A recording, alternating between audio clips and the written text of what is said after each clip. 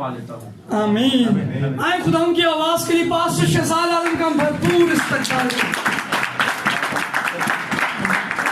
Hallelujah. आए मेरे साथ करंथियों निकाले। मेरा मैसेज ये नहीं है, पर मैं थोड़ी सी बात करना चाहता हूँ मैसेज से पहले। मैसेज में हम आगे बढ़ने से पहले एक बात करना चाहता हूँ यहाँ के साथ। निकालिए पहला करंथियों उसका 14 बाब। शाफी कौन है? आप में से कोई है शाफी? कोई शिफा देने वाला इधर है? नहीं, ठीक है। आपके वसीला से जरूर खुदा काम करता है।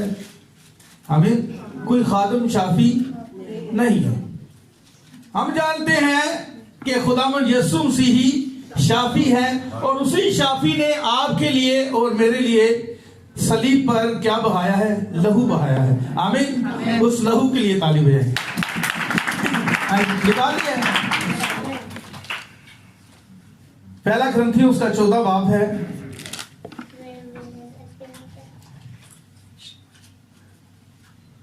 निकाल लिया सब जी? अच्छा, इसकी 26वीं आयत पढ़े जरा, सब ध्यान से सुनिएगा।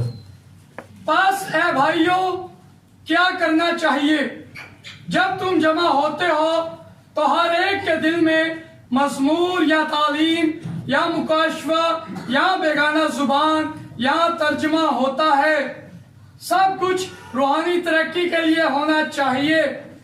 अगर बेगाना जुबान में बातें करना हो तो दो दो या ज्यादा से ज्यादा तीन शख्स बारी बारी। देखिए यहाँ पर खुदा का खालिद जो है हमें तरतीब बताता है। क्या बताता है? मैं भी आपको बिठा दूंगा। तरतीब बताता है। ये खुदा के खादमों को सिखाया गया है कि करना क्या है। खुदा की कलीसिया में कितनी खिदमतें हैं? 5 खिदमतें हैं। और नेमतें कितनी हैं? 9 नेमतें हैं। शिफा भी एक नेमत है, मोजात की नेमत है, और गैर जुबान और उसका तर्जमा और दीगर नेमतें हैं। इसमें ये सारी नेमतें हैं। अब यहां पर तरतीब बताता है कि अगर बिगाना जुबान में, ये बिगाना जुबान कौन सी है? ये गैर जुबान। कितने हैं जिनको गैर जुबान मिली हुई है? मैं बोलता हूं, ठीक है ना। पर आपने मुझे कभी कलीसिया में बोलते हुए नहीं देखा। पहले हम भी बोला करते थे, ठीक है ना। पर जब हमने तरतीब को देखा तो समझा कि ये कलाम की तरतीब। अभी इधर 4-5 बहनें, 4-5 भाई गैर जुबान बोलना शुरू हो जाए तो लोग कहेंगे ओहो बस एंड है जी इस कलीसिया में। पर मैं गैर जुबान बोलने से मना नहीं कर रहा। हमें समझना है गैर जुबान बड़ी अच्छी नेमत है, ये भी नेमत है। आमीन। पर तरतीब बताई है खुदा ने। अगर बेगाना जुबान में बातें करना हो तो 2-2 पढ़े जरा, क्या लिखा है? 2-2 या ज्यादा से ज्यादा 3। हाँ जी, ये तरतीब बताई है। अगर गैर जुबान बोलनी हो, एक गैर जुबान बोले और दूसरा क्या करे? उसका तर्जुमा करे। ये नहीं कि पूरा चर्च गैर जुबान बोल रहा है। ये तो मना किया खुदा के कलाम में। आगे मैं आपको बता दूंगा, पर मेरा ये मैसेज नहीं आज। आमीन। गैर जुबान जब बोलनी है, अगर कोई गैर जुबान बोलता है तो ये भी ज़हन में रखना है कि कलाम के मुताबिक चलना है। तर्जुमा लिखा है, अगर बोलना है, गैर जुबान में बातें करनी है, खुदा ने अगर आपको नेमत दी है तो 2-2 या ज्यादा से ज्यादा 3-3, और बारी बारी इंतजार करो।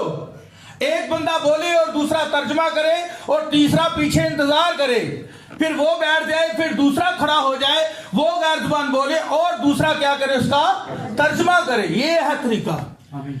अभी यहां पर 5 बंदे गैर जुबान बोलना शुरू हो जाए तो भाई नवीद अगर तर्जमा उनको खुदा ने दिया है तो वो कैसे तर्जमा करेंगे? किसका करेंगे? समझ नहीं आएगी।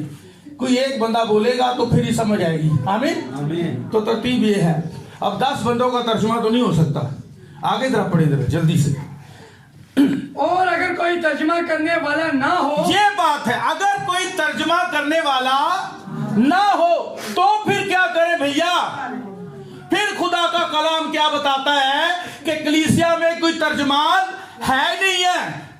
गैर जुबान तो 10-12 बहनों के पास और 10-12 भाइयों के पास है, पर तर्जमान नहीं है, तर्जमा करने वाला कोई नहीं है यहां। तो फिर क्या करना है जी?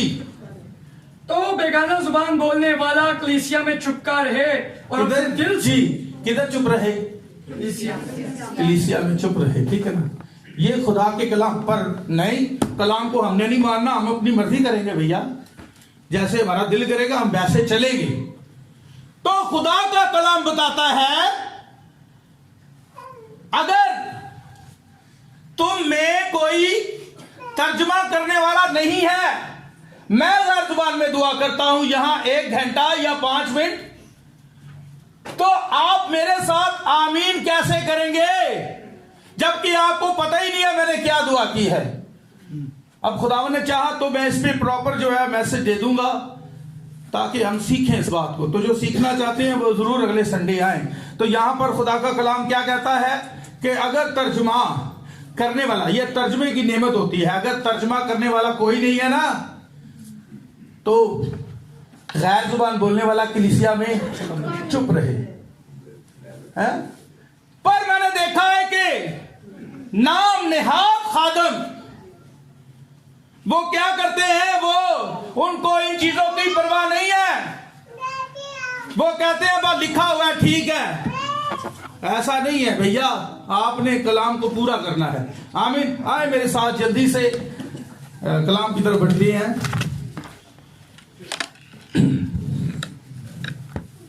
मरकज की अंजील उसका 8 बाब, आज का जो मैसेज है उसकी 35वीं आयत।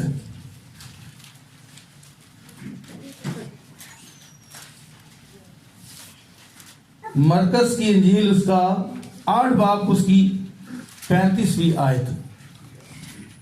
आप सबका ध्यान चाहिए, ये आयत मैं पढ़वा कर उसके बाद आप सबको बिठा दूंगा दुआ करके। जी उसकी 35वीं आयत। क्योंकि जो कोई अपनी जान बचाना चाहे वो उसे खोएगा, और जो कोई मेरी और अंजील की खातिर अपनी जान खोएगा वो उसे बचाएगा। सब कहें आमीन। आए अपनी आंखें बंद करें। खुदावंद जलाली आसमानी बाप पिता, मैं आपकी शुक्रगुजारी करता हूं जलाली आसमानी बाप।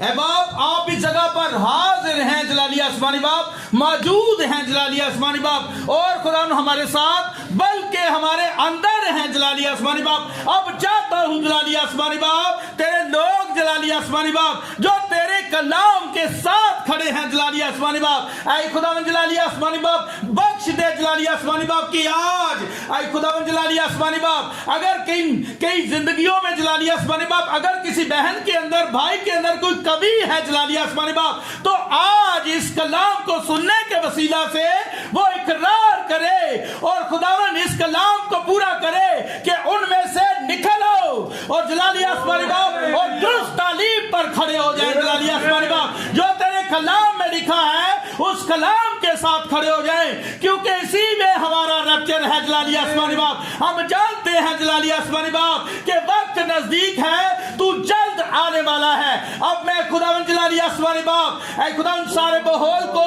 बैठी एक एक जान को तेरे सुपुर्द करता हूं जलाली आसमानी बाप, सारी एनवायरमेंट को जलाली आसमानी बाप चाहता हूं जलाली आसमानी बाप तेरा बेटा जब कलाम दे ओ खुदावंद जलाली आसमानी बाप तो उसमें से होकर बोल जलाली आसमानी बाप। एक एक जान को तेरे सुपुर्द करता हूं, यीशु के कादर नाम में सारी सुस्तियां चली जाएं जलाली आसमानी बाप। तू जगह पर मौजूद है क्योंकि हम जानते हैं कि हमारा मखलसी देने वाला जिंदा है जलाली आसमानी बाप, तू यहां मौजूद है। मैं आपकी शुक्रगुजारी करता हूं। ऐ खुदावंद जो कलाम पढ़ा गया है उस पर खुदावंद जलाली आसमानी बाप उसके वसीला से जलाली आसमानी बाप आज तेरे बेटे और तेरी बेटियों को बरकत मिले जलाली आसमानी बाप। यीशु के नाम में ये दुआ मांगता और पा चुका हूं, आमीन। आप सब बैठ जाए।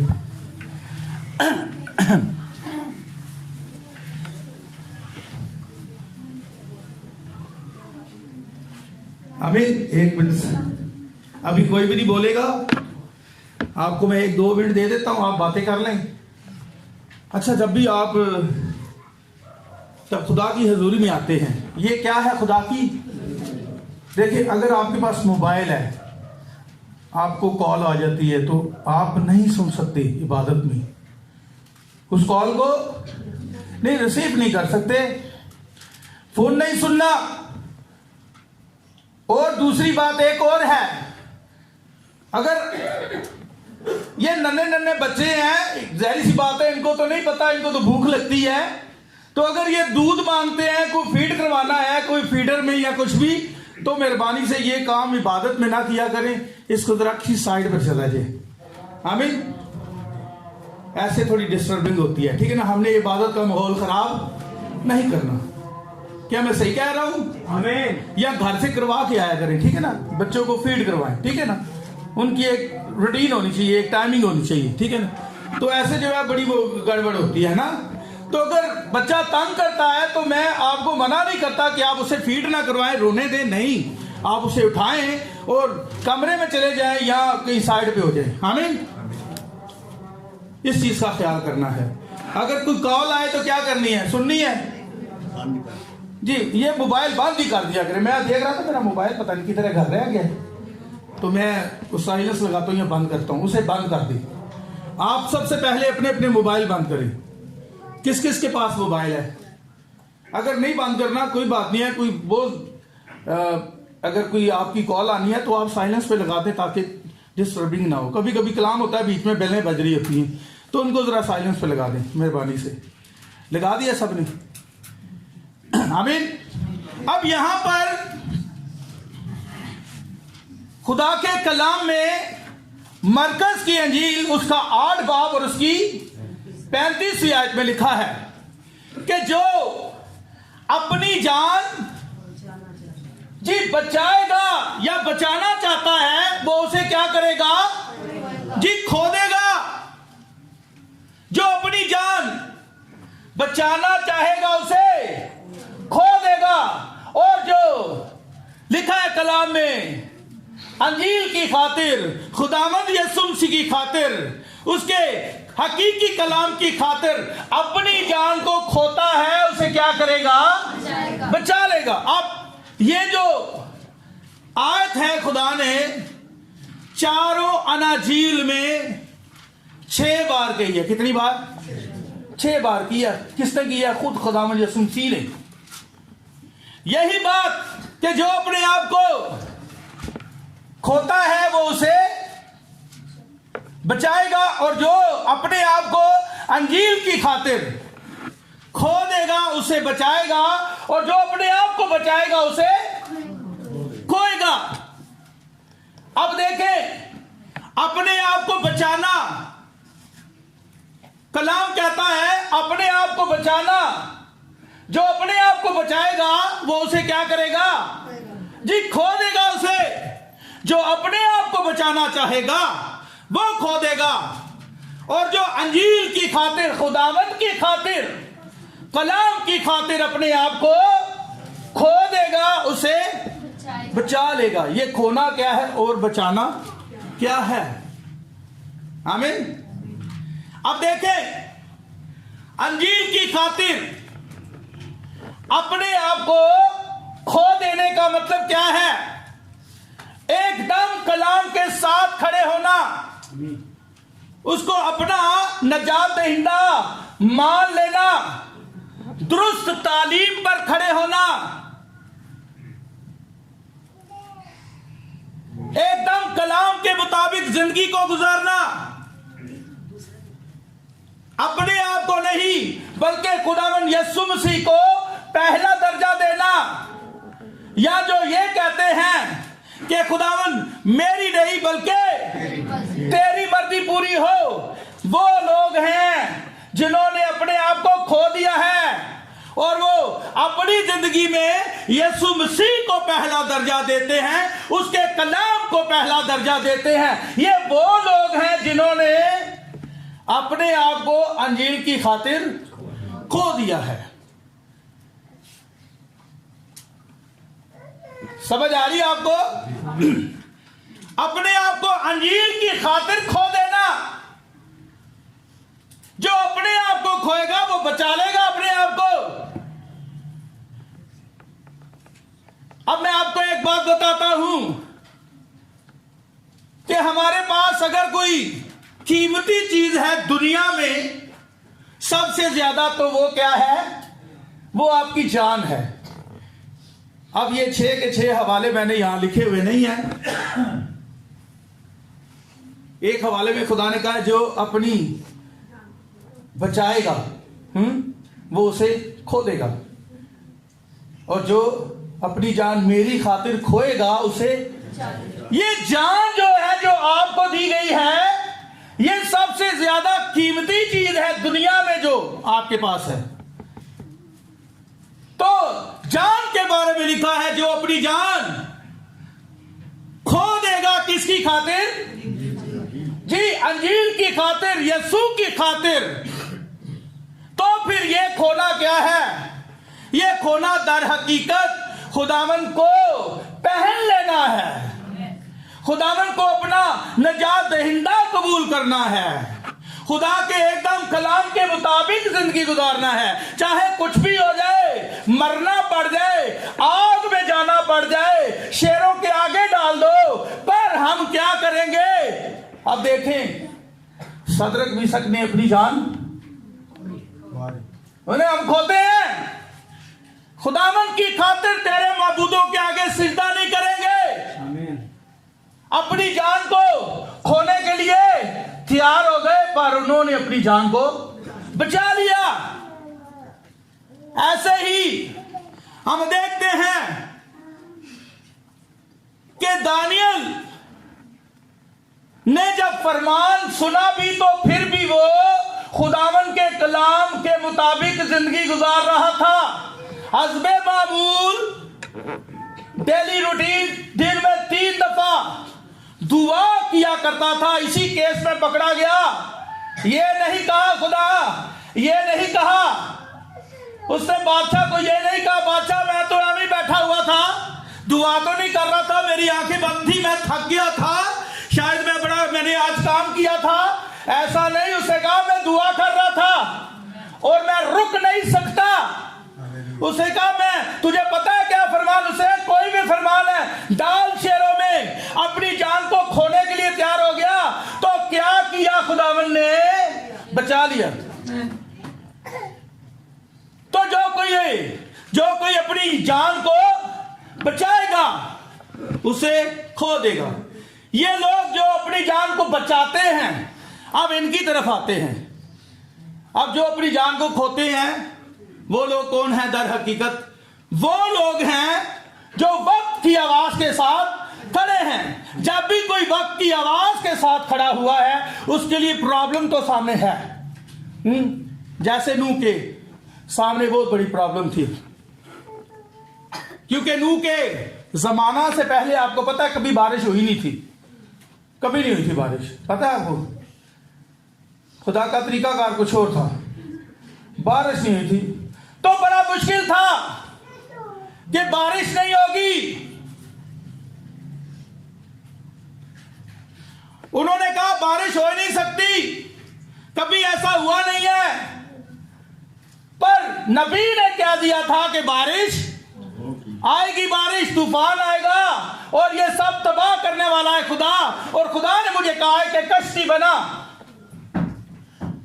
पर जिन्होंने उस दौर में वक्त की आवाज के साथ खड़े हो गए, जिन्होंने अपनी जान को खो दिया, उन्होंने अपनी जान को बचा लिया। अब अपनी जान को खोने का मतलब यह है, पस मंजर जो इसका है हम बाद में देखेंगे, जो मैं आपके साथ शेयर करना चाहता हूं। पर इससे पहले मैं कुछ चाहता हूं कि हम जो है ना वो बेस बना लें। हमें अब देखें, अगर इस आयत की समझ ना आई तो आगे भी समझ नहीं आएगी। अपने आप को खो देना क्या है जी? जब कोई खुदावन के लिए अपने आप को खोता है, असल में वो हमेशा की जिंदगी पाता है। अपने आप को खो देने का मतलब क्या है? अंजीर की खातिर, खुदावन की खातिर खो देने का मतलब यह है कि कलाम के साथ खड़े होना, चाहे कुछ भी हो जाए, कैसी भी मुश्किल हो, कैसा भी वक्त हो, कैसी बीमारी हो, कुछ भी हो, पर हम कलाम के साथ खड़े होंगे। हम अपने आप को खोते हैं भैया, हम मर जाएंगे बीमारी में, पर हम कलाम से हटेंगे ये है, पर खुदा उस बीमारी को फिर दूर करेगा। जो अपने आप को अंजील की खातिर खो देता है, असल में ये वो लोग हैं जो खुदावंद को पहन लेते हैं। आमीन। पर वो लोग, अब यहां दो ग्रुप हैं, एक वो जो अपने आप को बचाना चाहते हैं। अब जो अपने आप को बचाता है, दर हकीकत वो कलाम के साथ खड़ा नहीं है। जो अपने आप को बचाता है सिर्फ अपने बारे में सोचता है, शायद हो सकता है वो रिश्तेदारों के बारे में सोचता हो कि ये भैया नाराज ना हो जाए, तो लिहाजा मैं यहां कलाम में थोड़ी सी आगे पीछे हो जाता हूं। और ऐसे लोग अपनी जान को खो देंगे, हमेशा की जिंदगी को खो देंगे। तो लिहाजा हमने क्या करना है? कलाम के साथ खड़े होना है, क्योंकि कलाम कहता है जो अपने आप को बचाना चाहता है वो उसे खो देगा।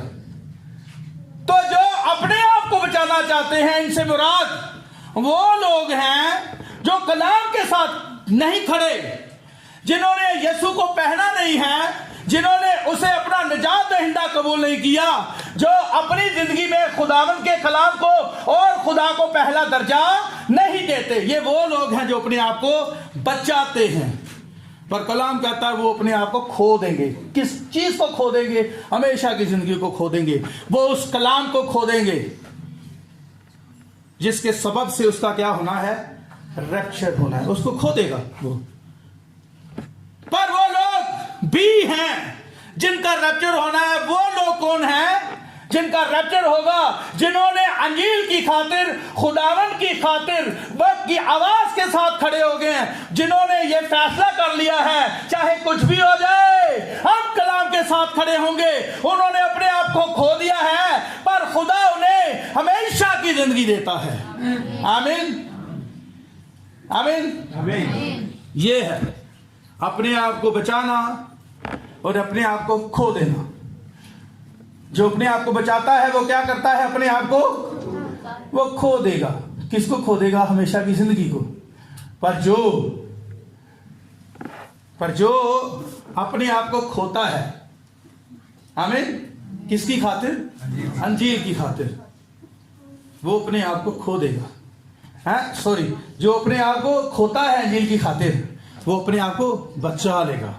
आमीन। अब यहां से हम पसे मंजर में चलते हैं। बच्चों के लिए ये जबरदस्त स्टोरी है, कहानी है, बच्चों ने ध्यान से सुननी है। यंग मैन जो है वो ध्यान से सुने। ये खुदा के खादिम, उन्होंने ये एक ड्रामाई शक्ल में इसको बयान किया है। जब मैंने इस मैसेज को पढ़ा, मैंने स्टडी की, मुझे बरकत मिली, और मेरा ईमान है कि आपको भी आज बरकत मिलेगी। क्योंकि जब खुदा का कलाम नाज़िल होता है तो ऐसा हो नहीं सकता कि खुदा की हजूरी में बंदा आए तो फिर बरकत लेकर ना जाए। तो खुदा आज आपको बरकत देगा, पर आपने खुली तौर पर पूरे ध्यान से मैसेज को सुना है। आपको पता है बंदा मूसा नबी, उनकी वालिदा का क्या नाम था?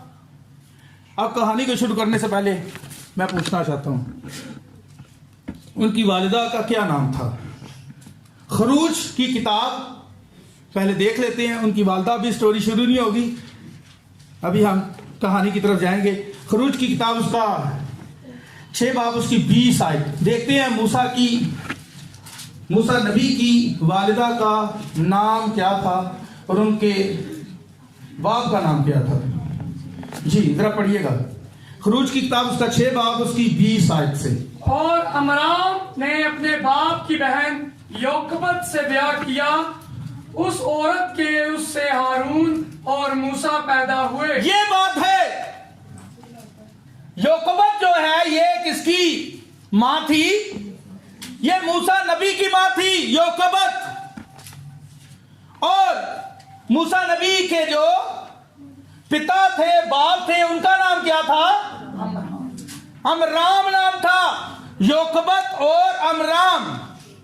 और आपको पता है कि जब मूसा उस झाड़ी के सामने था, एक आवाज ने उसे कहा, ए मूसा जहां तू खड़ा है ये जगह पाक है, तो क्या कर अपनी जूती, और उसने अपनी जूती उतार दी। वहां पर खुदा ने एक बात कही, खुदा ने यह कहा था मूसा को, मूसा नबी को, आने वाले नबी को, आप देखें क्या कहा कि मैंने अपने लोगों का रोना देखा है, सुना है, क्योंकि वो देखता भी है और सुनता भी है और उसकी याददाश्त भी है, वो कलाम को याद रखता है। हमारा खुदा जिंदा खुदा है। कहा मैंने देखा है, उनके चलाने की आवाज सुनी है, उन्होंने मेरे आगे इल्तिजाएं की हैं, मैंने उनकी इबादत को सुना है। क्योंकि बनी इस्राइल, आपको पता है कि क्यों मिस्र में मुसीबत में पड़ गए थे, उन्होंने खुदा के खिलाफ चलना शुरू कर दिया था, तो फिर मुसीबत उनके ऊपर आ गई। अब मिस्री लोगों ने उनको सताना शुरू कर दिया, खुदा की कौम को सताना शुरू कर दिया। तो फिर जब उन्होंने अपने यहोवा को, अपने खुदा को पुकारना शुरू किया, रोना शुरू कर दिया, तो खुदा ने उनकी आवाज सुन ली। तो खुदा ने मूसा को कहा, मैंने अपने लोगों की का रोना देखा है, उनकी पुकार सुनी है, तो उनकी तकलीफों को देखा है जैसे उनके साथ होता है, तो मैं उनके लिए उतरा हूं। ये मूसा की पैदाइश से पहले की बात हो रही है। आपको पता है कि मिस्री जो थे रोते थे, चिल्लाते थे, वो कहते थे खुदावन तू हमारी दुआ को सुन, तूने वादा किया था,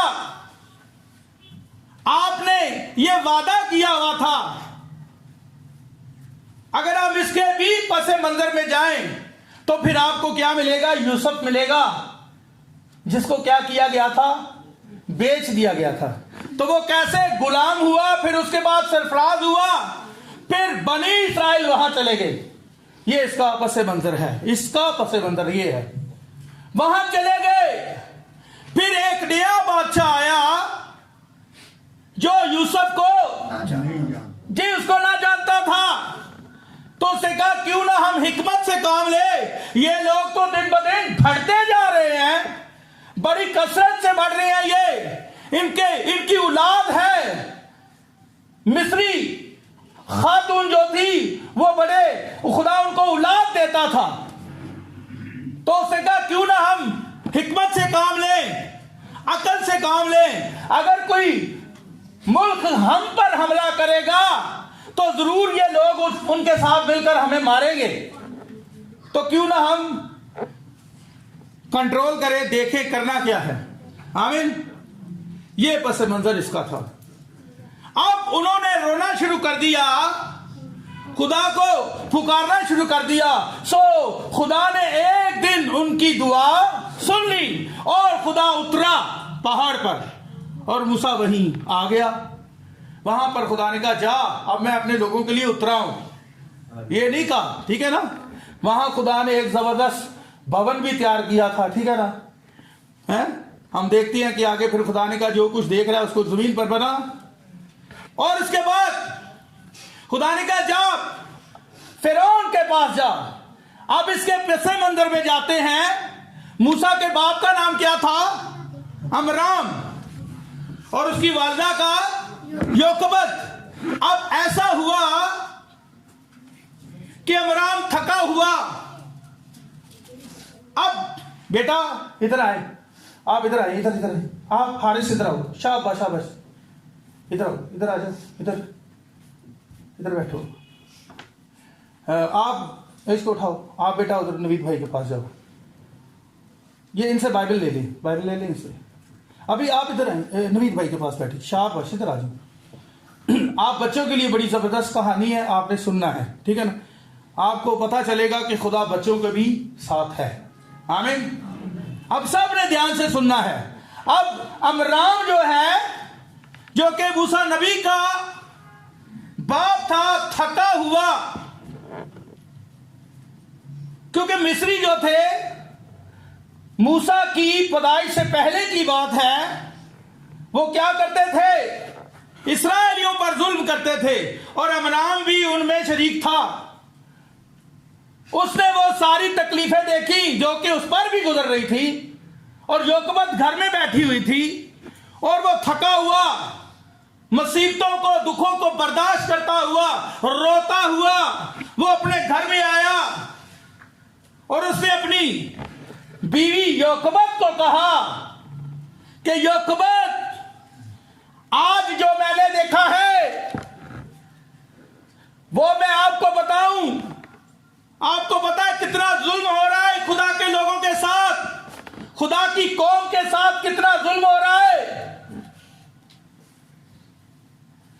कैसे उनके जवानों के साथ जुल्म हो रहा है। उन्होंने ऐसे कंधों में रस्सियां बांधी हुई बड़ी बड़ी गाड़ियां, जो पुरानी गाड़ियां थी, उनको खींचते हैं, और मैंने देखा है कि उनसे खींची नहीं जाती, और जब वो खींच नहीं सकते तो कोई एक शख्स आता है जिसके हाथ में सांप नुमा एक कोड़ा है, और वो उनको मारता है कि गाड़ी को चलाओ, चलाओ गाड़ी को। योकबत, मैं आपको क्या बताऊं क्या हो रहा है। और एकदम अमराम जो था बड़ा परेशान था, मूसा के वालिद बड़े परेशान थे, दुख में थे, और वो हमेशा एक बाला खाने में जाता और वहां जाकर दुआ करता। वहां बाला खाना में सीढ़ियां चढ़ के कोई ऊपर कमरा था, वहां जाकर बीवी बच्चों से जुदा होकर वो अपनी कौम के लिए दुआ करता, हाथों को उठा के, आए खुदावंद, तू इब्राहिम और इसहाक और याकूब का खुदा है, तूने उनके साथ वादा किया था कि तू उनको एक मुल्क अता करेगा, मुल्क कनान अता करेगा, तूने वादा किया है। क्या खुदावंद तू वादा भूल गया है? क्या तुम्हें इन बनी इस्राएलियों के दुख नजर नहीं आते? ये लोग रोते हैं, चिल्लाते हैं, मिस्री इन पर जुल्म करते हैं, ऐ खुदावंद ये तेरी कौम है, तू दुआ को क्यों नहीं सुनता? क्या खुदा दुआ को सुनता नहीं है? जी, खुदा दुआ को सुनता है, पर खुदा का काम करने का एक। अब अमराम दुआ करता है, खुदा के आगे सजदा गो है, किनके लिए रोता है? बनी इस्राएलियों के लिए। और भी लोग बड़े रो रहे थे, पर अमराम बहुत रोता था। मूसा के वालिद बड़े रोते थे। तो जब योकबत ने देखा अपने शोहर को, उसने कहा खाना खा ले, उसने कहा मैं खाना नहीं खाऊंगा, मेरी कौम, मेरे लोग, मेरे भाई, मेरी बेटियां, मेरे बेटे फंसे हुए हैं, मैं कैसे आराम से बैठ सकता हूं? ये बोझ है, मैं आराम से नहीं बैठूंगा योकबत, मैं रोजे में रहूंगा, खाना नहीं खाऊंगा, मसलसल मैं अपनी बेटियों के लिए, अपने बेटों के लिए मैं दुआ करता रहूंगा कि खुदावंद एक दिन मेरी दुआ सुनेगा। वो दुआ करता है योकबत, हाँ अमराम माजरत। तो योकबत, उसकी बीवी ने कहा ये आपके अकेले का काम नहीं है। उसने कहा योकबत, कोई तो होना चाहिए, कोई तो हो जो अपने लोगों के लिए रात को दुआ करे, कोई तो हो जो उनके लिए रातों को जाग जाग कर दुआ करे, कोई तो ऐसा अमराम। आज हमें अमराम की जरूरत है, ऐसे खादमों की जो पूरी पूरी रात लंबी तान के सोते हैं, कम से कम वो दुआ तो करें ना अपनी कलीसिया के लिए, बेदार रहे, ऐसे लोगों की जरूरत है। आमीन। आज हमें ऐसे खादमों की जरूरत है, ऐसे सतूनों की जरूरत है कि जो अपनी कलीसिया के लिए क्या करें? दुआ करें। कोई तो हो जिनको अपने लोगों के लिए फिक्र हो। आमीन। ये है बेदारी। और अमराम क्या था? बेदार था। वो अपने लोगों के लिए बड़ी फिक्र रखता था, वो अपने लोगों के लिए जागता और दुआ करता। आमीन। खुदा के आगे इंतजार करता है। और सुबह हुई, फिर से वही काम, वही मशक्कत, और अब क्या हुआ, जब इमरान वहां पहुंचा तो फिरौन ने एक कौंसिल का एहतमाम किया, एक मीटिंग का एहतमाम किया। वहां पर अपने सारे जर्नलों को, जो उसके जर्नल थे, जो उसके समझदार सिपाही थे, उनको मधु किया, बुला लिया, एक टेबल पर आ जाओ, आज मीटिंग है। तो वहां पर क्या मीटिंग चल रही थी कि देखो, गौर करो, ये लोग दिन ब दिन बढ़ रहे हैं। ये बाइबल में लिखा है, ये लोग दिन ब दिन बढ़ते जा रहे हैं। अगर किसी मुल्क ने हम पर चढ़ाई कर दी, जंग छिड़ गई, तो ये उनके साथ मिलकर हमें मारेंगे।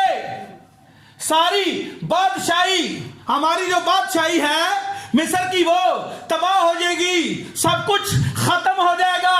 तो क्यों ना हम अकल से काम ले।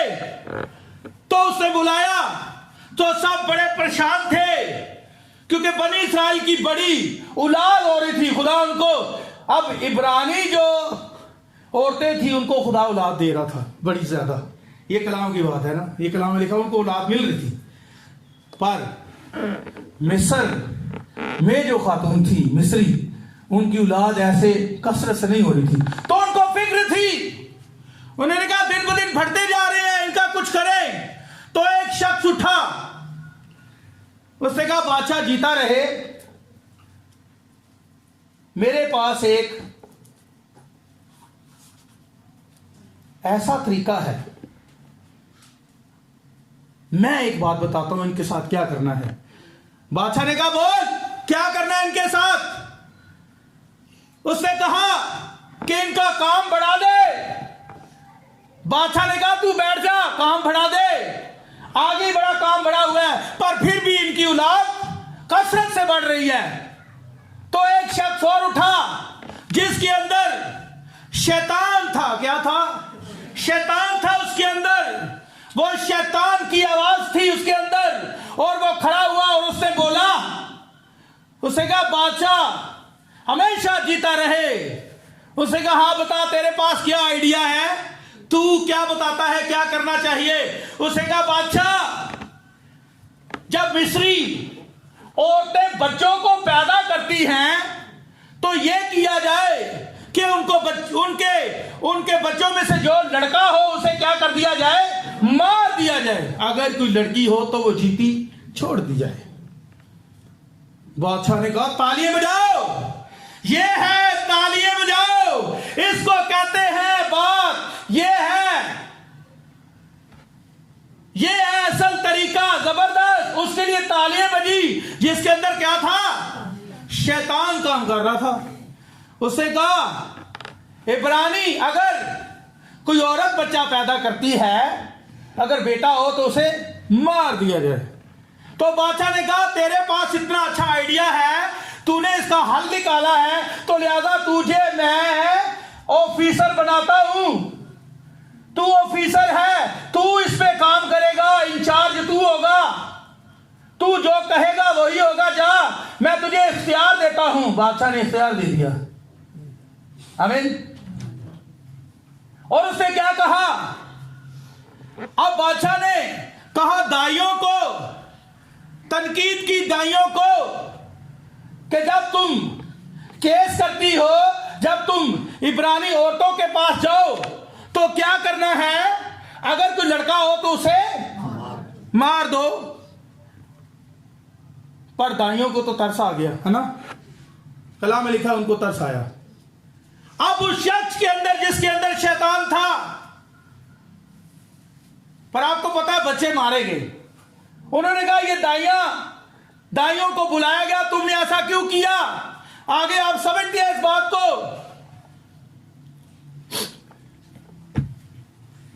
अब क्या हुआ, उन्होंने कहा ऐसी औरतें तलाश करो, मिस्र में से कोई ऐसी औरतें तलाश करो जो बच्चों से प्यार ना करती हो।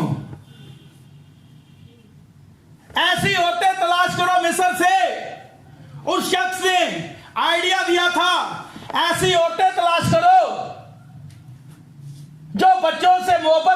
करती हो,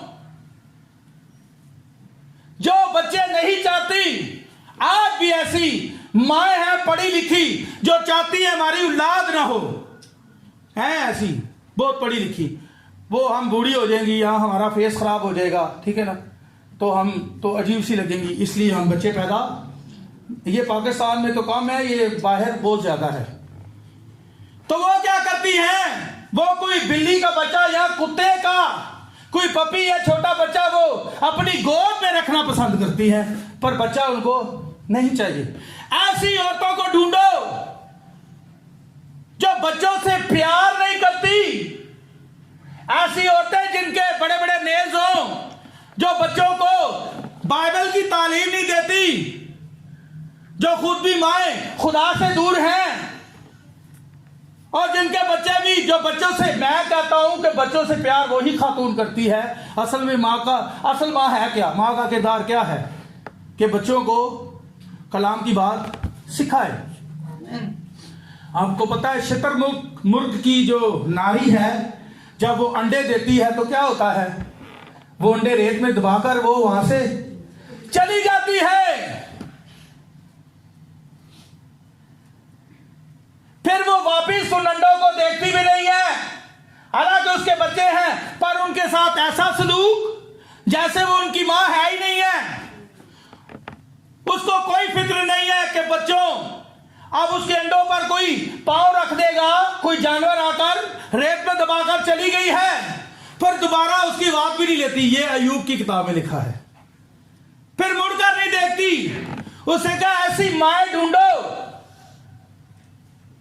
जैसे केचुआ है, केचुआ है उसके साथ भी यही होता है, उसकी भी मां उसे छोड़कर चली जाती है, पर जब उसके अंडे टूटते हैं, अगर कोई जानवरों से बच जाता है, कोई जानवर भी खा जाते हैं, अगर बच भी जाते हैं तो उनके अंडे फिर जो है जब टूटते हैं, केचुए कुछ निकलते हैं, वो समंदर की तरफ भागते हैं। तो ऊपर आसमान पर परिंदे भी उड़ना शुरू हो जाते हैं, वो उनको दबोचते हैं, खा जाते हैं, बहुत सारे जानवर उन पर हमला करते हैं और बहुत कम बचते हैं, क्योंकि उनकी मां वहां नहीं है। तो आज ऐसी माओं की जरूरत है जो बच्चों को अच्छी तालीम दे। पर अब क्या है, यहां पर देखें, उन्होंने कहा ऐसी माएं ढूंढो, मिस्र में से ऐसी माएं तलाश करो जिनके नेल्स बड़े बड़े हों, जो हकीकत में क्या हो, माजरत के साथ मैं आपको नहीं कह रहा, ये कलाम है, ठीक है ना, जो चड़ेले हो, क्या हो, जो कलाम से दूर हैं, जो कलाम की हकीकत को नहीं जानती, ना वो कलाम के साथ खड़ी होती है, ऐसी माएं ढूंढो। तो ऐसी माएं उनको मिल गई जो बच्चे नहीं चाहती थी। हमें बच्चे नहीं चाहिए, हमें बच्चे अच्छे नहीं लगते, हम बच्चे पैदा नहीं करने हमने, बस ठीक है आप मेरे शोहर हैं, मैं आपकी वाइफ हूं, बस हम बच्चे पैदा नहीं कर सकते।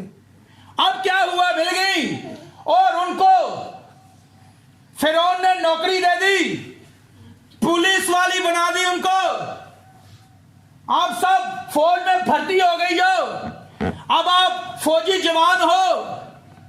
अब आपका काम क्या है, आपने हर मिस्री घर में जाना है, तो क्या करना है, उनके बच्चों को उनकी माओं से छीन कर और उनको ऐसे दुआर के साथ मार देना है, उनका सर फाड़ देना है, उनको मार देना, ये ड्यूटी दी उनको। उसमें बहुत सारे फौजी जवान भी शामिल थे, पर इनकी ड्यूटी थी ऐसी खातून की। तो वो जाती, घरों में जाती, तो क्या करती, माओं से बच्चों को छीन लेती।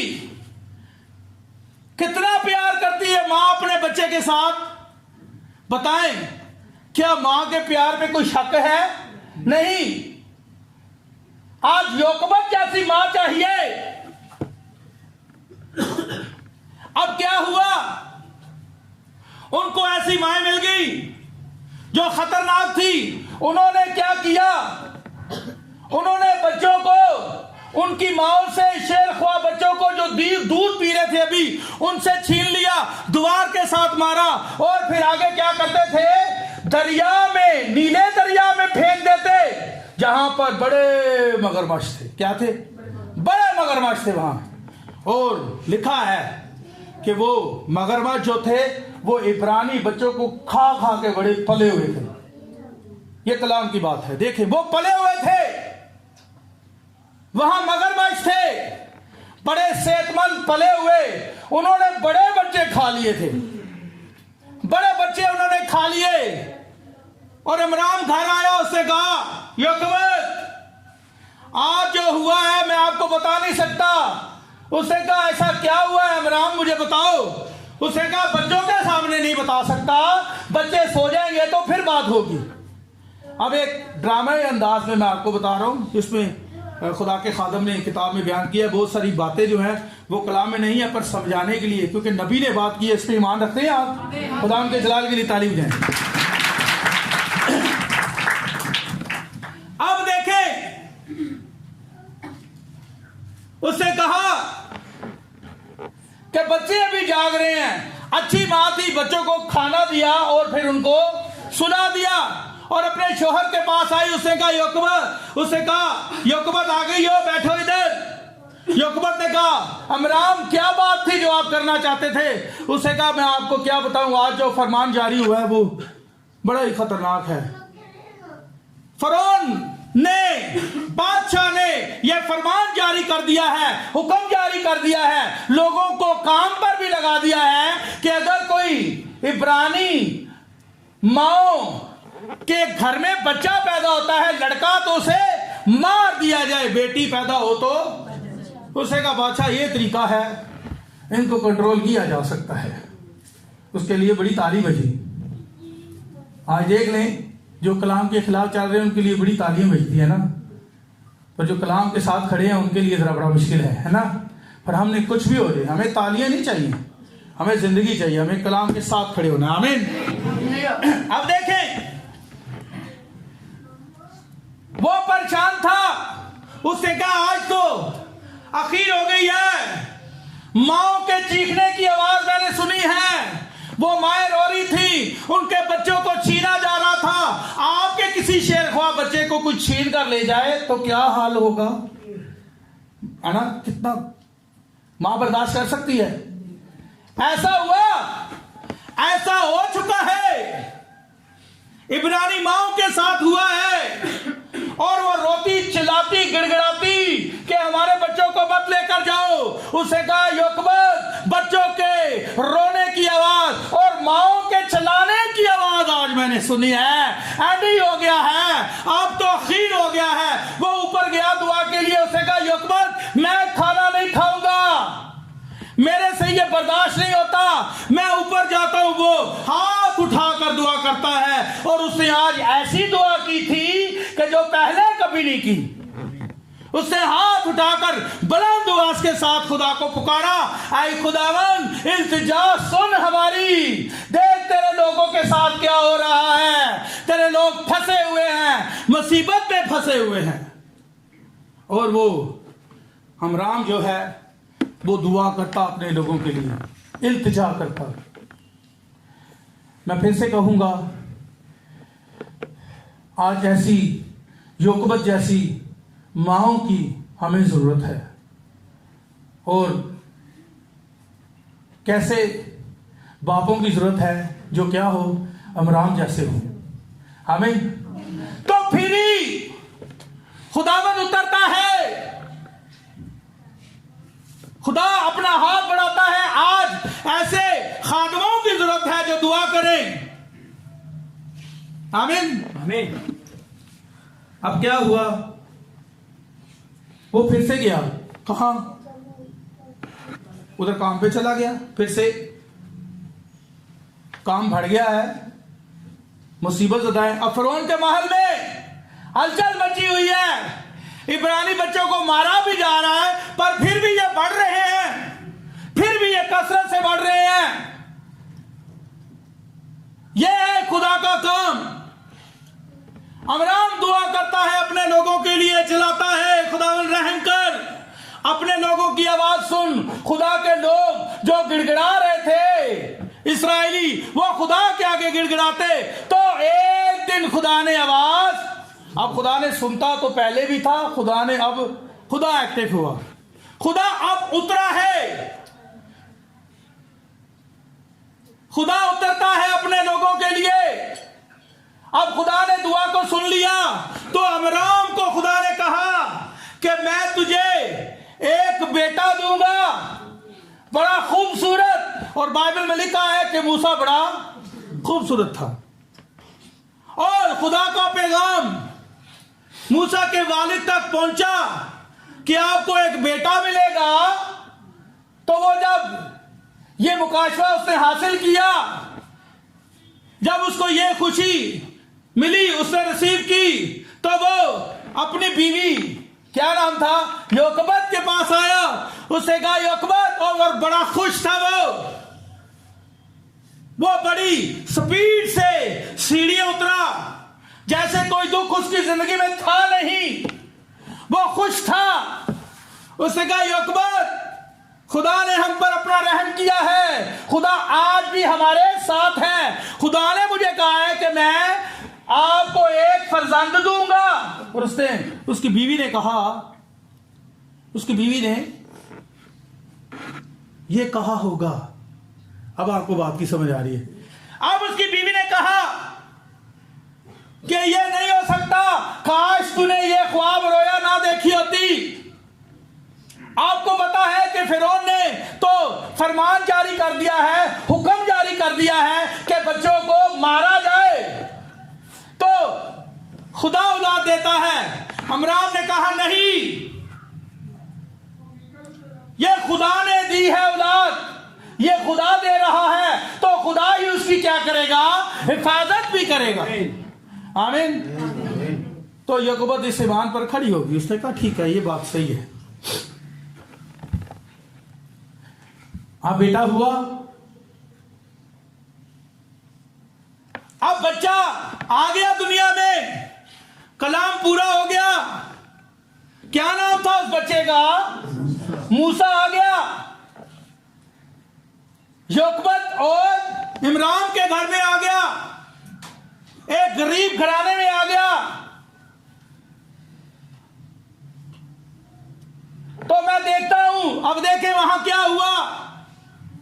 जब वो बच्चा आया तो वो रोने लगा, क्या, रोने की आवाज, उसने रोना शुरू कर दिया। अमराम ने कहा इसे किसी साइड पर लेकर जाकर, उसे एक जगह बनाई हुई थी जहां पर उन्होंने बच्चे को छुपाया हुआ था। 3 माह तक बाइबल में लिखा है उसको छुपाया गया, छुपा कर रखा उसकी मां ने। अब क्या हुआ, अमराम ने कहा इसे दूध पिला, ऐसा ना हो कि वो खातून आ जाए बेरहम, जिनको बच्चों पर रहम नहीं आता, जो कलाम के साथ नहीं चलती, वो कहीं ना आ जाए तो हमारे बच्चे को ना ले जाए। तो इसे जल्दी से दूध पिलाइए, खामोश हो जाए। और वो ऐसे ही कुछ ना कुछ उसे देती, दूध पिलाती और बच्चे को रोने ना देती, कहीं रोने की आवाज सुन के गड़बड़ ना हो जाए, कहीं वो औरतें ना आ जाए, इसको लेकर जाकर कहीं मगरमच्छों में ना डाल दें, इसको चुप करवा। उसने दूध दिया, वो चुप हो गया। ऐसा ही कितने माह तक चलता रहा, 3 माह तक। अब खुदा ने अमराम के और योशबत के अंदर ये बात डाली, करना क्या है आगे। हमें नहीं उन्होंने कर दिया था टोकरा बना के, खुदा ने कुछ बताया तो तभी किया ना, ये खुदा की मर्जी से ही हो रहा था। आमीन, ये बात सच है। अब अमराम ने सरकंडों का, किसका, सरकंडों का टोकरा बनाया और वो नीचे बैठा। अब उसकी बीवी ने कहा योकबत ने दुआ कर रहा होगा। उसने कहा दुआ नहीं कर रहा है, कुछ और ही कर रहा है, ठोका ठकाई की आवाज आ रही है। उसने कहा अमराम क्या कर रहे हो, कहता मैं कुछ जरूरी काम कर रहा हूं। अब वो क्या बना रहा था, टोकरा बना रहा था, एक कश्ती बना रहा था। बोले तो एक कश्ती, ऐसी कश्ती जिसका पतवार कोई नहीं है, उसको कोई चलाने वाला नहीं है। वो क्या कहते हैं उसको, जो डंडे के साथ ऐसे कश्ती चलाते हैं, पतवार होता है वो। हाँ जी, चक्कू। हाँ जी, खुदा ना को बरकत दे। तो वो ऐसी कश्ती थी जिसका ना कोई पतवार, ना ही कोई कैप्टन है, कुछ नहीं है उसका। जैसा कि दुनिया में हम देखते हैं जो कश्तियां हैं जो पानी में चलती हैं, उनके पतवार होते हैं, कैप्टन होता है, पूरा वो एक अमला होता है जो काम करता है। और ये कश्ती, इसका कोई पतवार नहीं था, ना ही कोई इसका कैप्टन था। हम जानते हैं कि इसका कैप्टन कौन था, इसका पतवार कौन था? खुदा था, खुदा की फरिश्ते थे। समझे? ये कश्ती वो बना रहा सिरकंडों की। अब याकूब ने कहा, ये क्या बना रहे हैं आप? उसने कहा, ये एक कश्ती है, टोकरा है, ठीक है। तो उसने सारा प्रोग्राम अपनी बीवी को जय सुनाया कि ऐसे करना है। दोनों की मर्जी से ही हुआ था ना, दोनों ने बहाया था ना, तो ऐसे थोड़ी है, अचानक से ऐसा कुछ नहीं हुआ। खुदा ने बताया क्या करना है। ये वो बातें हैं जो नबी को नजर आती हैं। आमीन। ये नबी के बगैर नजर नहीं आ सकती। अब देखें वहां पर क्या हुआ, उसने प्रोग्राम बता दिया तो वो मां थी चला उठी। उसने कहा, आप बाप हो, बाप, आपको पता है किस पानी में बहाने के लिए जा रहे हो जहां बड़े बड़े मगरमच्छ हैं। उसने कहा, परेशान ना हो, खुदा इस बच्चे के साथ है। तुझे नजर आता है कि इस पतवार का कैप्टन नहीं है, मैंने देखा इसका कैप्टन है, इसका कैप्टन है, इसका मालिक है, इसका खालिक है, इसका करता धरता है, इसको बचाने वाला है। जिसने दिया वही बचाएगा। दोनों मियां बीवी इस बात पर राजी थे और उन्होंने वो उस नन्हे बच्चे को जो 3 माह का था, ज्यादा छुपा नहीं सके, उन्होंने कहा बस हमें क्या करना है, इसे पानी में। देखें, उन्होंने अपने बच्चे को खो दिया,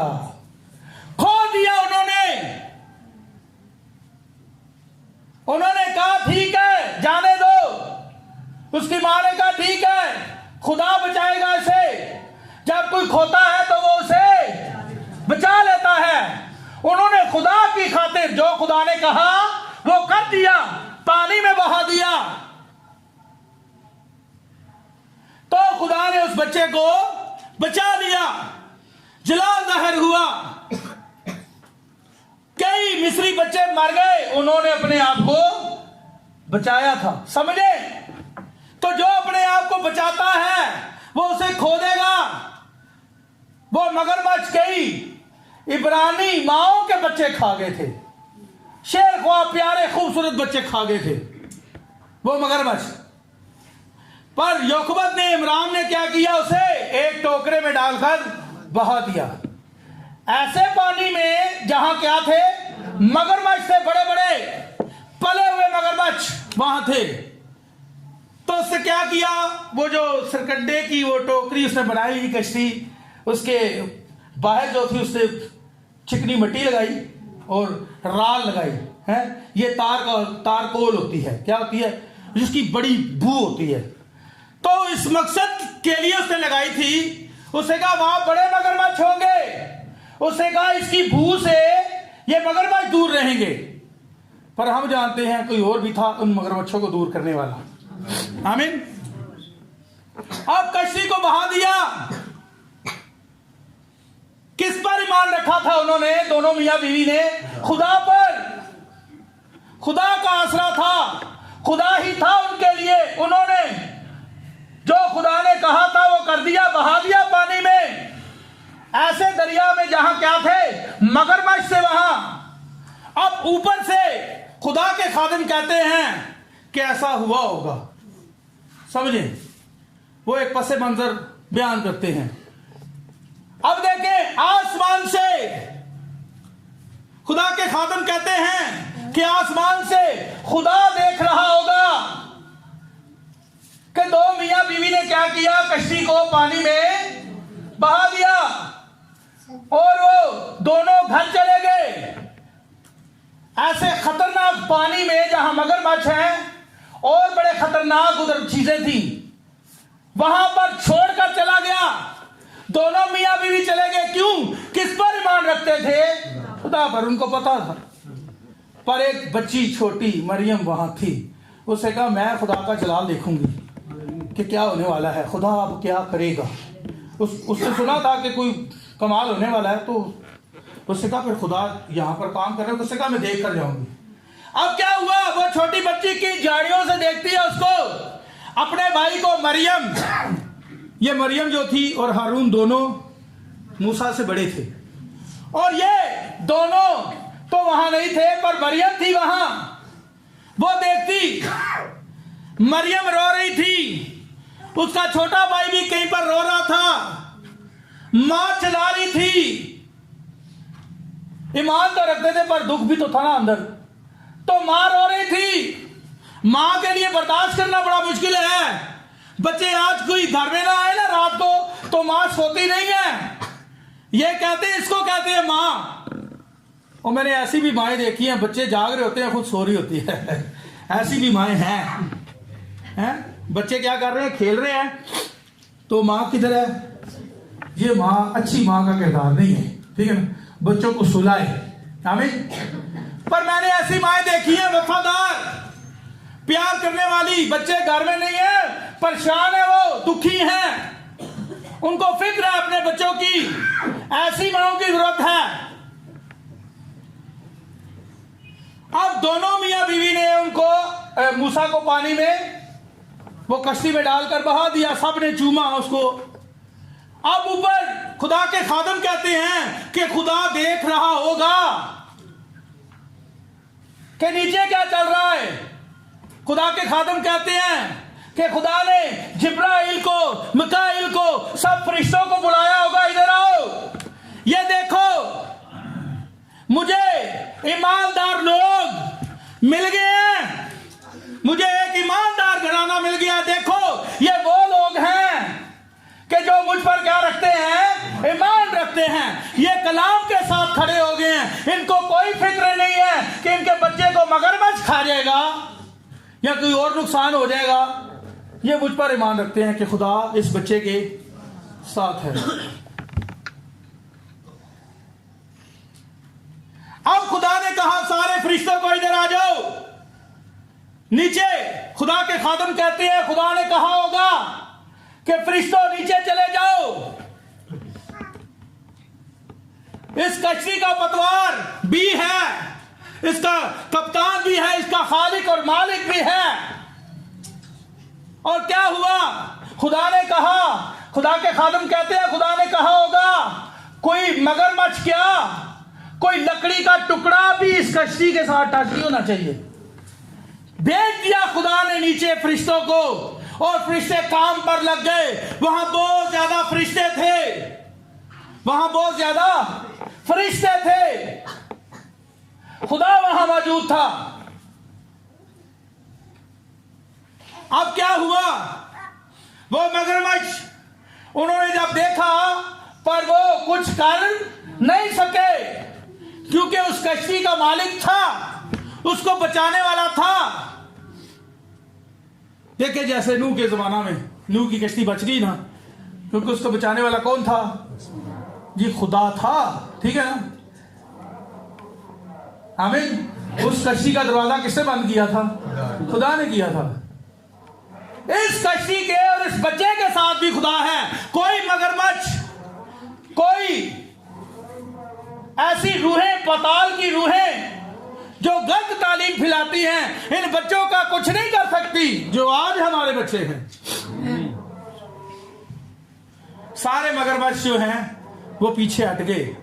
मैं आपको बताना चाहता हूं, आज भी वो पाताल की बुरी रूहें, चड़ेलें, वो गलत तालीम आज भी हमारे बच्चों का पीछा करती है, हमारे बच्चों के पीछे पड़ी हुई है। वो हमारे बच्चों को बर्बाद करना चाहती हैं, तबाह करना चाहती हैं।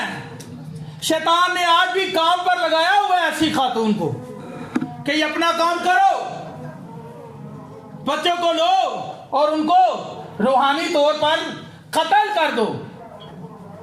ऐसी बातें सिखा दो इनको, ये खत्म हो जाए। एक भी बच्चा नहीं बचना चाहिए। पर कलाम में लिखा है जो अपनी जान को खो देगा इंजील की खातिर, वो उसे बचा लेगा। अब देखे खुदा के बंदा ने, खुदा की बंदी ने ईमान रखा खुदा पर, खुदा के लिए खो दिया, पानी में बहा दिया, तो खुदा ने एकदम मौत का मंजर जो मूसा के लिए बना हुआ था वो जिंदगी का मंजर बन गया। सारा मंजर तब्दील कर दिया खुदा ने। ये बात है, खुदा मंजर तब्दील करता है। एक एक बात जो मैं आपको बता रहा हूं वो मैसेज के अंदर से मैंने पढ़ी है, वही बता रहा हूं। एक भी बात मेरी अपनी सोच नहीं है। आमीन। वफादारी के साथ जो कलाम में लिखा है, जो बुक में पढ़ा है, वही बयान करता हूं मैं, ठीक है ना। आमीन। वो ऐसा ही करना चाहिए खुदा के खातमों को। आमीन। खुदा उनके जलाल के लिए ताली बजाएं। अब देखें, बच्चा मगरमच्छों से बचता हुआ, हर आफत से बचता हुआ, भवन से बचता हुआ कहां पहुंचा? एक जगह पर अटक गया। मरियम देख रही थी। अब वहां पर छोटी मरियम देख रही थी, वहां पर फिरौन की बेटी भी आ गई। वहां कोई एक उन्होंने पानी में किसी साइड पर वो बनाया हुआ था पार्क, बड़ा खूबसूरत मंजर था। वहां बदल गया मंजर उसके लिए। वो बच्चा वहां पहुंच गया, एकदम मंजर तब्दील हो गया। एक दिन हमारे लिए भी तब्दील हो जाएगा। अब क्या हुआ? फिरौन की बेटी ने कहा कि ये क्या है इसमें। वो उनको लाई, उनकी सहेलियां भी उसके साथ थी। उसने उस बच्चे को उठाया और देखा कि बच्चा कंबल में लपेटा हुआ है, जो उसकी मां ने, योकबत ने अपने हाथों से तैयार किया था। तो क्या हुआ? उस कंबल में लिपटा हुआ वो बच्चा उसने उठा लिया और एकदम उसने कहा होगा कि ये मेरे बाप का किया धरा है। फिर उनकी बेटी ने कहा होगा ये मेरे बाप का किया धरा है। उसने फरमान जारी कर दिया बच्चों को मारने का। तो किसी मां ने खुदा के आसरे पर छोड़ दिया होगा, पानी में बहा दिया होगा, ये मेरे बाप का किया धरा है। वो क्योंकि फिरौन बड़ा जालिम था, बड़ा जालिम था, बहुत जालिम था। शेर ख्वाह बच्चे मारना सबसे ज्यादा जो है ना, जालिम बंदा ही कर सकता है। और उसने उस बच्चे को उठा लिया और जैसे ही उसने उठाया वो बच्चा रोना शुरू हो गया। उसने रोना शुरू कर दिया। खुदा ने मां के अंदर जो कसरत के साथ जो मोहब्बत है, जो एक मां के अंदर होती है, खुदा जितनी तो नहीं है, पर देखें, पर उसके अंदर बहुत सारी मोहब्बत है। मां के अंदर खुदा ने धरी है। वो सारी मोहब्बत जो है वो खुदा ने उस फिरौन की बेटी के अंदर उतार दी, बेटी के अंदर उतार दी। और जैसे ही उसने रोने की आवाज सुनी तो उसका दिल पिघल गया, वो रोना शुरू हो गया। खुदा ने सारी मोहब्बत को उसके अंदर उतार दिया। उस छोटे मूसा के लिए सारा मंजर तब्दील हो गया। मौत का मंजर जिंदगी में बदल गया। जो अपने आप को खोता है उसे बचाएगा, समझे। अब क्या हुआ? वहां पर मरियम देख रही थी। फरिश्ते ने कहा होगा कि मरियम जा, अब ये तेरे लिए मौका आया, जा तू अब आगे। मरियम ने कहा, ना परवाह की कि मेरे साथ क्या होगा, कि तू यहां मरियम क्या कर रही है, तू कौन है, तेरा नाम क्या है। तू यहां क्या कर रही है? शायद उसको पकड़कर किसी कैद में या किसी मुसीबत में पड़ जाती वो, पर उसने अंजाम की फिक्र ना की। उसको पता था कि मूसा के साथ अच्छा हो रहा है, मेरे साथ भी अच्छा ही होगा, क्योंकि खुदा यहां मौजूद है। एकदम वो खुदा का जलाल देख रही थी। और उसने कहा क्या मैं इब्रानी माओ में से कोई तेरे लिए कोई ले आऊं दूध पिलाने वाली, इस बच्चे को जो दूध पिलाए? उसने कहा ले आ। और मरियम गई घर में, घर आई और योकबत ने और अमराम ने जब देखा नोक की आवाज तो उसने सुनी, तो दोनों मियां बीवी ने कहा कि वो खातून जो है ना जिनको ड्यूटी लगाई है बच्चों को मारने की, वो आ गई है बच्चे को लेने के लिए। अच्छा, वो गई, दरवाजा खोली। इमरान ने जब दरवाजा खोला तो उसकी मरियम थी। तो उसने कहा, उसकी मां ने कहा, मरियम बताओ मूसा के साथ क्या हुआ? हमें पता अच्छा ही हुआ होगा। उसने कहा, मां पहले मुझे खाना दे, मुझे भूख लगी है। उसने कहा, नहीं बता क्या हुआ मूसा के साथ? उसने कहा, नहीं पहले मुझे खाना दे दे मां, मैं सुबह से भूखी हूं। नाश्ता भी नहीं किया था उन्होंने, सुबह सुबह वो अंधेरे में चले गए थे। ये बच्ची उधर ही रही। इसने कहा, मैं खुदा का जलाल देखूंगी। तो क्या हुआ? उसने कहा, मां मूसा ठीक है और महफूज जगह पर है, उसके लिए तो मंजर बदल गया है। उसने कहा, मुझे खाना दे। उसने अपनी बेटी को खाना दिया और जब उसे खाना खाया मरियम ने, तो उसे कहा, मां उठ जा मां, आज तूने किसके महल में जाना है? फिरौन के महल में जाना है, वहां जाना है तूने। उसने कहा, अच्छा वहां जाना है? हाँ उधर जाना है, तेरे लिए एक जबरदस्त काम है। वो वहां गई और यकूबत को बताया गया कि तूने इस बच्चे को क्या करना है? दूध पिलाना है। और उसे कहा, ठीक है मैं पिला दूंगी। जब उसे देखा कि उसका अपना ही बच्चा था, फिरौन की बेटी ने कहा, तू इसे दूध पिला, देखना ये गिरने ना पाए। इतनी फिक्र थी उसको, ये बच्चा गिरना नहीं चाहिए। ये लिखा हुआ है बाइबल में, आप पढ़ लीजिएगा घर में जाके। बच्चा गिरना नहीं चाहिए, इसकी हिफाजत करना। तू इसे दूध पिला, मैं इसके तुझे क्या दूंगी? हाँ उजरत दूंगी, तुझे पैसे दूंगी। क्या दुनिया में योकबत के अलावा कोई ऐसी मां है? कभी आपने देखी है कि जो अपने ही बच्चे को दूध पिलाती हो तो उसे उजरत मिले?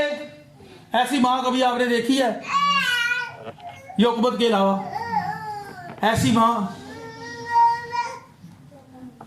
दुनिया की सब औरतें बन सकती हैं। अपने बच्चों को दूध पिलाएं, उनको दुरुस्त तालीम दें, तो आपको खुदा की तरफ से उजरत मिलेगी। ऐसी योकबत बन सकती है मां, समझे? मैंने ऐसी मां नहीं देखी। अगर देखना चाहते हैं तो फिर दुल्हन को देखें, आपको मिलेगी ऐसी मां कि जिनको अपने बच्चों के लिए क्या है? फिक्र है। अब ऐसी मां जो क्या करती है? अपने बच्चे को ही दूध पिलाती है, तो उसको उसकी क्या मिलती है? कीमत, पैसे मिलते हैं उसको। और उसके लिए एक जबरदस्त कमरे का भी इंतजाम है, समझे? तो मैं यहां यह बताना चाहता हूं कि खुदा हमारे लिए और हमारे बच्चों के लिए एकदम मंजर तब्दील कर सकता है, अगर मां बाप दोनों मिलकर खिदमत करें। यह नहीं कि खादम खिदमत करता है तो उसकी बीवी जो है वो घर में झगड़े कर रही है। अब मैं आपको एक बात बताता हूं, जरा ध्यान से सुनिएगा, थोड़ा सा इधर आते हैं, मैं जल्दी ही खत्म करता हूं। अब देखें, कोई खादम था, उसके पास एक गोरा, आजकल गोरों का रिवाज है ना, जिसके पास गोरा है वही जबरदस्त खादम है, और जिसके पास गोरा नहीं है वो खादम तो किसी की निगाह में है ही नहीं है, ठीक है? तो गोरा होना बड़ा जरूरी है, चाहे वो काला ही हो, गोरा हो, नीला हो, पीला हो, जो भी है, बाहर से आना चाहिए गोरा। तो वो गोरा आ गया उसके पास, खादम के पास। वो उसे पैसे शैसे भी देता था। अब क्या हुआ, खादम के पास गोरा आ गया तो खादम ने क्या किया, वो जिस पिंड में रहता था उसके साथ वाले पिंड में उसको ले गया वहां खिदमत करने के लिए। तो वहां पर ऐसे ही जैसे आप बैठे हैं, वहां पर लोग बैठे हुए थे, औरतें मर्द सब बैठे हुए। तो वो क्या सुन रहे थे, गोरे से कलाम सुन रहे थे। तो खादम ने कहा मैं यहां खिदमत करता हूं, ये मेरी कलीसिया है। तो खादम साथ वाले पिंड में रहता था। तो जब इबादत खत्म हुई तो खादम ने उस गोरे को लिया और वापस अपने पिंड में आ गया। जब पिंड में आया तो आगे खादम की बीवी झगड़ा कर रही थी किसी पिंड की खातून के साथ। तो उस गोरे ने पूछा, उससे कहा खादम ये खातून कौन है? उसने कहा ये मेरी बीवी है। अच्छा मेरी बीवी है, तो ये क्या कर रही है? उसने कहा ये खिदमत कर रही है। क्या कर रही है? ये खिदमत कर रही है। मैं इस पिंड में खिदमत करता हूं, ये इस पिंड में खिदमत करती है। उसने कहा जबरदस्त, क्या बात है, दात है। तू जब खिदमत करता है तो लोग दरियों पर बैठकर कलाम सुनते हैं, तेरी बीवी खिदमत करती है, लोग छतों पे चढ़े हुए हैं। क्या बात है भाई, समझे? तो खादम को भी एकदम कलाम के मुताबिक होना चाहिए और खादम की बीवी को भी। आमीन। तो मैं ये बताना चाहता हूं, आज हमें ऐसी माओं की जरूरत है जो योखवत की तरह हो, जो खुदा पर ईमान रखे। ऐसे बापों की जरूरत हो जो अमराम पर क्या रखते हैं, जो इमरान क्या करता है, खुदा पर ईमान रखता है। ये मोबाइल बंद करे ना, क्यों नहीं करते आप? बात को मैंने कहा भी है, फिर भी फर्मा बरदारी नहीं है ना। सुना है बात इधर से, पर इबादत में मोबाइल ऑन रखना ये सही बात है। समझे इस बात को, ये गलत बात है। ये भी एक तरह की नाफरमानी है। बंद किया करे, जब इधर से आवाज होगी या तो बंद कर दे मोबाइल। कुछ देर की बात है, कौन सा बिजनेस है बहुत बड़ा, कोई बात नहीं है। थोड़ी देर के लिए कलाम की हजूरी, खुदा की हजूरी में आए हैं तो यहाँ मोबाइल बंद रखा करें। तो मैं अपना मोबाइल ढूंढ रहा था, मैंने कहा बंद रखूं, ठीक है ना। पहले तो मुझे खुद बंद करना चाहिए, तो मैं ढूंढ रहा था, तो मैंने कहा ये घर में ही पड़ा हुआ है कहीं, यहाँ रोहा के पास है ना। अब देखें, आज ऐसी माओं की जरूरत है जो किस जैसी हो, योखबत जैसी। और ऐसे बापों की जरूरत है जो किसकी तरह हो, अमराम की तरह हो, जो अपने बच्चों के लिए आज ऐसे खादमों की जरूरत है। तो हमने क्या करना है, अपने बच्चों के लिए दुआ करनी है, दिन रात दुआ करें। मुझे पता है अभी यंग मैन जो है ये माँ बाप की नहीं सुनते, इनको माँ बाप की फिक्र नहीं है, माँ परेशान है बेचारी। पर बच्चे जो है वो क्या है, वो नाफरमान है। पर फिर भी दुआ करते रहें। आपका काम है दुआ करना बच्चों के लिए, क्योंकि इन बच्चों के पीछे क्या पड़ी हुई है, आज भी वो चिड़ेले पड़ी हुई है। समझे, वो रूहें पड़ी हुई है पताल की, जो पताल खुला है और दुनिया में आ गई है। मुकाशफा 9 बाब में पताल वो घड़ा खुला और वहां से वो धुआं उठा भट्टी की तरह, वो बाहर आ गया। तो ये क्या थी, वो रूहें ऊपर आ गई हैं जो आज काम कर रही हैं, जो हमारे बच्चों को नुकसान पहुंचाना चाहती हैं। उनका काम क्या है, वो आज गर्दन तो नहीं काटती, ना ही वो पानी में फेंकती हैं, असल में वो हमारे बच्चों को मारना चाहती हैं रूहानी तौर पर। समझे? तो हमने अपने बच्चों को उन बुरी रूहों से बचाना है और एक ही तरीका है, वो ही अमल करना है जो अमराम ने और योखबत ने किया था। किस पर ईमान रखा? खुदा पर। दुआ करते रहे, पूरी पूरी रात दुआ करते रहे, एक दिन खुदा आपकी दुआ का जवाब देगा। लगे रहें तो एकदम आप देखेंगे कि खुदा मंजर को बदल देगा। आमीन। हमने आज क्या सीखा कि हमने अपने बच्चों की हिफाजत करनी है। आमीन। खुदा आपको इस कलाम के वसीला से बरकत दे।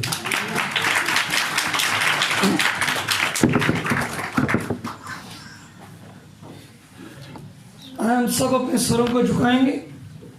अपनी आंखों को खुदाम की हजूरी में बंद करेंगे। आज हमने जो कलाम सुना, खुदाम की जो आवाज़ सुनी, जो तहरीक हमें मिली, उसके लिए लायक तौर पर हम सब शुक्रगुजारी के लिए अपने लबों को खोलेंगे। अगर आपको बरकत मिली है तो उसके लिए ज़रूरी है कि आप खुदावन की शुक्रगुजारी करें। तो सब जुबानें खुल जाएं और कलाम की शुक्रगुजारी करना शुरू कर दें। हम अपने बुजुर्ग भाई सलीम के साथ मिलकर कलाम की शुक्रगुजारी करें।